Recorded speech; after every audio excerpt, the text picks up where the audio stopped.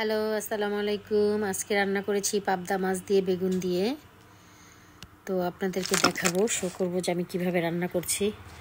আমি দিয়ে দিলাম পেঁয়াজ কুচি, তার মধ্যে কাঁচামরিচ।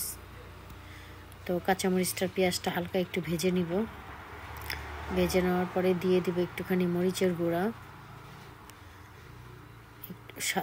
আপনি যতটুকু ঝাল চান সেই অনুযায়ী একটু মরিচের গুঁড়া, একটু হলুদের গুঁড়া, সামান্য একটু রসুন বাটা আর ধনিয়া জিরা পাউডার, সব কিছু একসাথে একটু আমি ভুনা করে তারপরে আমি দিয়ে দিব এটার মধ্যে বেগুন। স্বাদ অনুযায়ী লবণ দিবেন। স্বাদ অনুযায়ী আপনারা লবণ দিয়ে সুন্দর করে হালকা মশলাটাকে ভুনে নেবেন। আপনারা দেখতে পাচ্ছেন আমি বেশি তেল দিই নেই, কারণ আমি পাবদা মাছটা হালকা ভেজে নিয়েছি।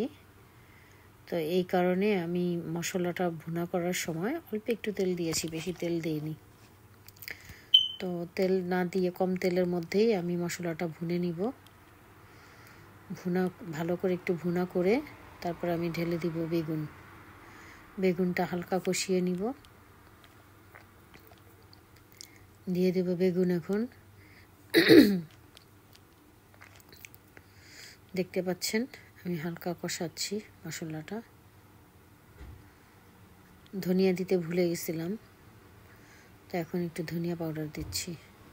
ধনিয়া পাউডারটা অবশ্য আমি একটু পরে দিই, কারণ আমার কাছে মনে হয় যে প্রথমে দিলে মশলাটা কালো হয়ে যাবে। তো এই কারণে আমি, যাতে মশলাটা কালো না হয়ে যায়, তো ধনিয়া জিরার পাউডারটা একটু পরে দিই। সামান্য একটু দিয়েছি আমি, অল্প করে ধনিয়ার আর জিরার পাউডারটা অল্প করে দিলাম। তো এখন দিয়ে দিলাম আমি বেগুন। দেখেন আমি পাতলা পাতলা করে, কারণ যেহেতু আমার পাবদা মাছটা একটু লম্বা লম্বা বড় বড়, তো এই কারণে ওই সাইজেরই আমি বেগুন কেটে নিয়েছি। ওই পাবদা মাছটা যেই সাইজের, ওই সাইজ করেই আমি বেগুন কেটেছি। বেগুন কেটে বেগুনটা একটু কষিয়ে নিব। বেগুনটা কষিয়ে নিয়ে তারপরে দিয়ে দিব হালকা ঝোল, সামান্য একটু কষাবো।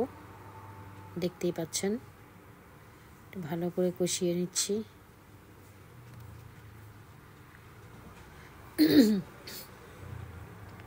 দিয়ে দিলাম পানি, হালকা কষায় পানি দিয়ে দিলাম।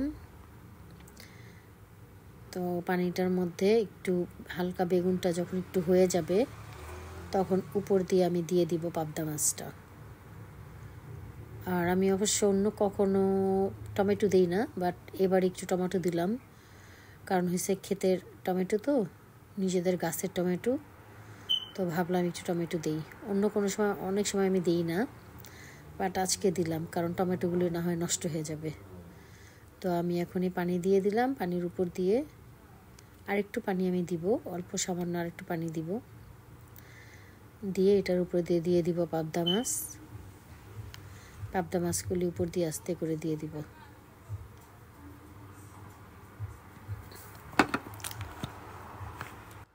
দিয়ে দিলাম পাবদা মাছ। দেখেন একটা একটা করে চারিদিকে সুন্দর করে বিছিয়ে দিয়ে দিলাম পাবদা মাছটা, কারণ পাবদা মাছটা একটু ভেজে নিয়েছি তো, যাতে না ভাঙে। তো আপনারা এইভাবে রান্না করে খেয়ে দেখবেন আপনাদের কাছে কেমন লাগে। অনেকগুলি পাবদা মাছ ছিল, 2টা ব্লক। আমরা তো এখানে আসলে তাজা মাছ পাই না, আমরা ব্লক কিনে নিয়ে আসি, কারণ বাইরের কান্ট্রিতে তাজা মাছ নাই বাংলাদেশের মতো। সরি, আমার ভয়েসটা হইতে পারে একটু খারাপ আসতে পারে, কারণ আমার একটু ঠান্ডা লেগেছে।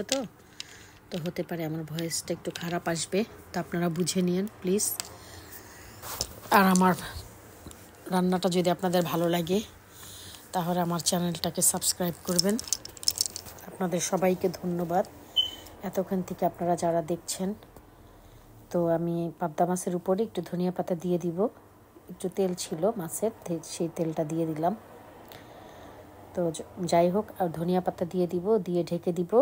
কিছুক্ষণ দম হবে, হলে ইনশাল্লাহ আমার মাছটা, তরকারিটা সুন্দর হয়ে যাবে। তো আপনারাও রান্না করে খেয়ে দেখবেন, আশা করি আপনাদের কাছেও ভালো লাগবে। আমার রেসিপিটা যদি আপনাদের ভালো লাগে, তাহলে আপনারা সাবস্ক্রাইব করবেন। Thank you.